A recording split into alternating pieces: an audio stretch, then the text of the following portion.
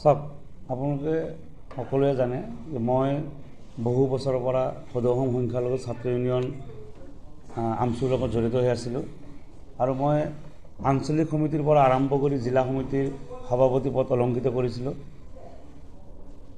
যোৱা আপোনাৰ 3 দিনমান আগতে মই বিশেষ কাৰণবশতঃ মই সংগঠনৰ যি পদৰ লগতে মই প্ৰাথমিক সদস্যৰ পদত্যাগ কৰিছিলোঁ। কিন্তু মই পদত্যাগ কৰাৰ পিছৰে পৰা দৰং জিলাৰ মোৰ শুভাকাংক্ষীসকল, বিভিন্ন দল সংগঠনৰ নেতৃবৃন্দ, আমাৰ আমছুৰ কেন্দ্ৰীয় তথা জিলা সমিতিৰ প্ৰাক্তন নেতৃবৃন্দ, জিলা সমিতিৰ বিষয়ববীয়াসকল আৰু আঞ্চলিক সমিতিসমূহে মোক এই বস্তুটো আহ্বান জনাই আছিল যে মই যি পদত্যাগ কৰিছোঁ মোৰ সেই পদত্যাগটো বিবেচনা কৰিব লাগে আৰু এই বিষয়টো লৈ যোৱা 2 দিনৰ পৰাই আলোচনা হৈ আছে। মই অলপ সময় লৈছিলোঁ, আলোচনা কৰি আছিলোঁ, কিন্তু আজিও আমাৰ প্ৰাক্তন যিসকল জিলা সমিতিৰ সভাপতিসকল আছে তেওঁলোকে নিজেই এই ক্ষেত্ৰত আগভাগ ল'লে যে মই যিহেতু বহু বছৰৰ পৰা সংগঠন কৰি আছিলোঁ, গতিকে মোক এনেকৈ মাঝপথৰ পৰা তেওঁলোকে বিদায় দিব বিচৰা নাই। তেওঁলোকে মোৰ পৰা তেওঁলোকেও অলপ সময় বিচাৰিছে যে মই দায়িত্ব লৈ এটা সসন্মানে বিদায় লওঁ। আৰু বিশেষকৈ আমাৰ কেন্দ্ৰীয় সমিতিৰ সন্মানীয় সভাপতি ৰেজাউল কৰিম চৰকাৰ ডাঙৰীয়াই মোক প্ৰথম দিনৰ পৰাই, মই পদত্যাগ কৰাৰ পিছৰ পৰাই তেওঁ মোক আহ্বান জনাই আছিল, যিহেতু কেন্দ্ৰীয় অধিৱেশন আছে তেজপুৰত অহা 21 তাৰিখৰ পৰা, গতিকে মাজত মাত্ৰ 2টা দিন আছে।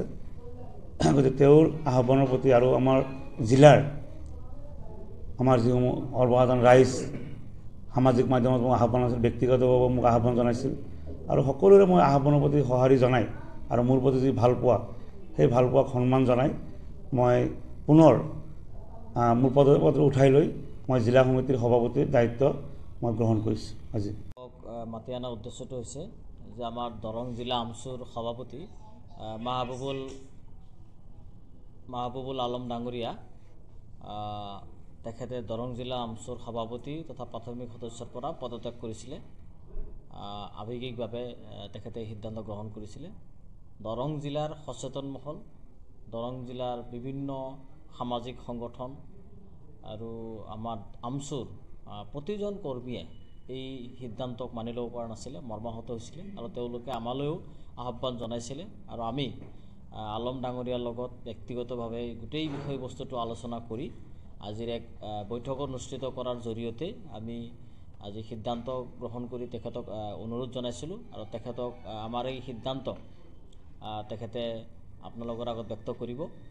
কিন্তু আমি এটা কথা আপোনালোকৰ জৰিয়তে ক'ব বিচাৰিছোঁ যে দৰং জিলা আমছুৰ সভাপতি দায়িত্বত থকা মাহবুবুল আলম ডাঙৰীয়া এজন বলিষ্ঠ নেতা। তেখেত দৰং জিলাত বলিষ্ঠ নেতৃত্ব প্ৰদান কৰি দৰং জিলাৰ বিভিন্ন সমস্যা সমাধান কৰাৰ ক্ষেত্ৰত আগ্ৰণী ভূমিকা পালন কৰিছে আৰু অনাগত দিনতো আগ্ৰণী ভূমিকা পালন কৰিব আৰু এজন বলিষ্ঠ কণ্ঠ, এজন সংগ্ৰামী যুৱ নেতা হিচাপে নিজকে অনাগত দিনত কাম কৰি যোৱাৰ আমি আশা ব্যক্ত কৰিছোঁ। আৰু আমাৰ আগন্তুক যি অধিৱেশন 21, 22 আৰু 23 আমছুৰ কেন্দ্ৰীয় অধিৱেশন অনুষ্ঠিত হ'ব তেজপুৰত আৰু উক্ত অধিৱেশনত তেখেতৰ বলিষ্ঠ নেতৃত্বত আমি দৰং জিলা আমছুৱে যোগদান কৰিম আৰু আমি আশা ৰাখিছোঁ যে দৰং জিলাৰ আশা পূৰ্ণ হ'ব।